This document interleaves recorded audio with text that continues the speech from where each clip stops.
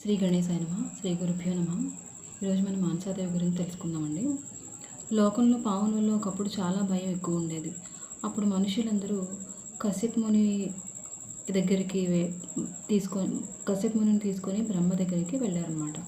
So బ్రహ్మకి అందరూ పాముల బాధ గురించి చెప్పుకున్నారు. బ్రహ్మ ఆజ్ఞ ప్రకారం కశ్యపుడు మనస అనే కన్యను సృజించాడు. ఆమె పేరు మానస అయిందనమాట. సో తర్వాత కైలాసానికి వెళ్ళి అక్కడ మహాదేవుని గురించి తపస్సు చేసింది ఆ మానస అనే ఆవిడ. శివుడు ఆమె తపస్సుకు మెచ్చి అష్టాక్షరణ కృష్ణ మంత్రం ఉపదేశించి అంతర్ధానం అయిపోయారు. అప్పుడు కృష్ణుడు ప్రత్యక్షమే ఆమె కోరిన వరాలు ఇచ్చారు. తపస్సు జీర్ణమయ్యే వస్త్రం ధరించింది కాబట్టి ఆమెను మునులందరూ జరత్కారువు అని పిలిచారనమాట.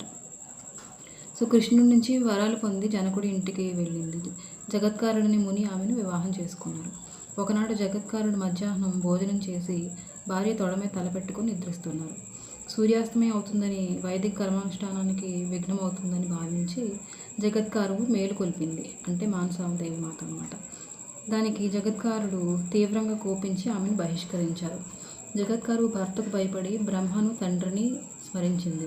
వారిద్దరూ వచ్చి ఉత్తమ ఇల్లాలని విడిచిపెట్టితే అతని ధర్మపాలన చెడిపోతుంది, సంతానం లేని స్త్రీని విడిచిపెట్టకూడదని చెప్పగా జగత్కారుడు ఆమె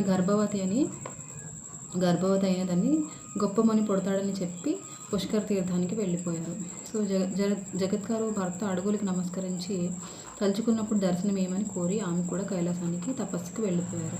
కొన్నాళ్ళకి ఆమెకు మగబిడ్డ పుట్టారన్నమాట. అతనికి ఈశ్వరుడు ఆస్తికుడని పేరు పెట్టారు. ఇతడు సర్పయాగాన్ని మాన్పించి సర్పసంతతిని రక్షించిన మహానుభావుడు. జగత్కారువును ఆస్తికుని స్మరించిన సర్పభయం ఉండదు. ఇది మానసాదేవి కథ. శ్రీ గణేశాయ నమః. శ్రీ గురుభ్యో నమః.